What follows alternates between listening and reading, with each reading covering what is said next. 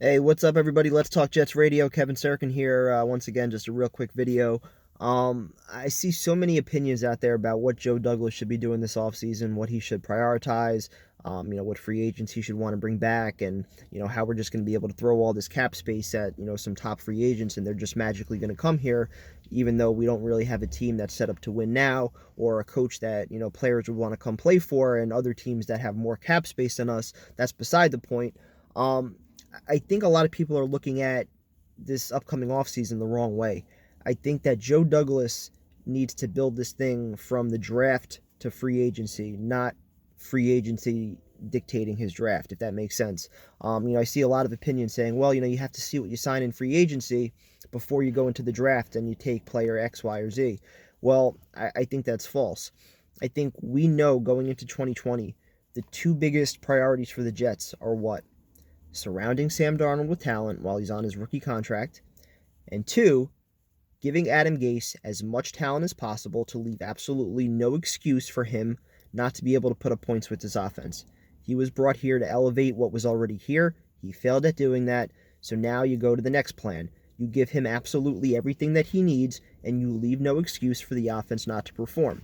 So that means doubling down on offensive linemen, doubling down on wide receiver.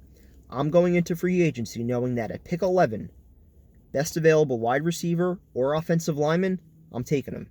Round 2, whichever one I didn't get, that's the one I go with. Round 3, you have 2 picks early on, one from the Leonard Williams trade with the Giants. Take one wide receiver, take one offensive lineman. So you're going into free agency knowing you're getting 2 wide receivers and 2 offensive linemen early in the draft. Okay? If Joe Douglas is this magician that we hope he is in the draft, those guys should be starters, okay? Especially in a deep class. Wide receiver is stacked. Offensive line's pretty damn good too. So depend on Joe Douglas to hit on those picks. That's going to be the core that you're going to try and build around Sam with, okay? Now you look at your cap space. Right now they're at about, you see 45 million, 50 million, depending on where you look. If you release, Darryl Roberts, Avery Williamson, Brian Winters, Trumaine Johnson, Josh Bellamy, and who knows what's going on with the Quincy Enunwa injury settlement. All those cuts can get them to around $75 to $80 million. That money's going to go quick. Draft picks are going to cost you about $12 million. I think Jordan Jenkins is going to come back around $8 million a year for 4 years. I think Brian Poole is going to come back around $7 million a year around 3 years. So that right there wipes out about $27 million. I see all fans want the number one priority spending-wise in free agency is offensive line. So if we're going to throw money at the top 2 offensive linemen, which I would love, whether it's a Brandon Scherff, a Joe Thuney, who's the other guy, Conklin from the Titans, if you're able to get 2 of those guys, or even if you get 1 and you sign Kelvin Beachum, that would be awesome, but that's still $25-30 million. So now you're looking at what, $25 to $30 million left in cap space, with a lot of holes still to address. So Robby Anderson, I would love Robby Anderson to come back. Unfortunately, I don't think it's realistic. If you were able to get him at 4 years, $10 million a year, excuse me, that would be great. Unfortunately, in a weak free agent market at wide receiver, whether it's the Dolphins or somebody else, he's going to get $12, $13, $14 million dollars a year, and I just don't see Joe Douglas or Adam Gase willing to pay him that based off the production that he's had so far. Yes, he has the chemistry with Sam.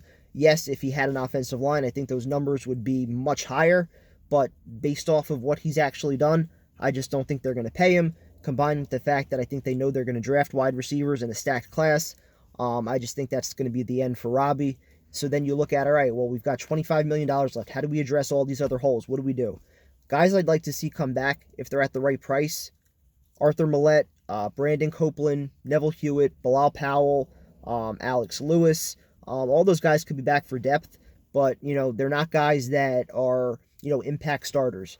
You're not going to be able to get many other impact starters. In fact, you're probably not going to get any other impact starters. So when it comes to addressing, the pass rusher that we've needed for over a decade since, John Abraham, that's going to have to wait until 2021. That's probably going to be your first round pick in 2021.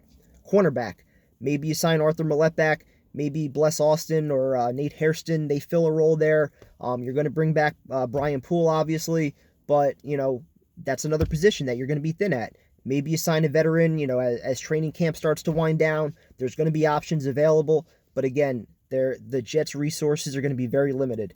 You're going to be able to take some mid-round picks, in rounds 4 and 5. I think that's where you're going to look at outside linebacker and cornerback. But your primary resources, your top cap space and your top draft picks, offensive line, wide receiver, guarantee that you're going to do it in the draft and then work from free agency, do it backwards. And the only other thing is Jamal Adams. I'd love to see him get a contract extension. I think the only way it happens, though, is if his 2020 cap number stays similar to what it is now, which I think is somewhere between like $6, $7, $8 million. I forget off the top of my head. But as long as that number stays around the same, maybe goes up $1 or $2 million, and then the big hits start coming in, next year and the year after that, where they would have to pay him big money anyway in the fifth-year option, and if they tagged him, I think that would make a lot of sense. So hopefully they can get a deal done. Hopefully they could stop pissing off Le'Veon Bell, and we can have some fun this offseason. So talk to you guys later. Go Jets.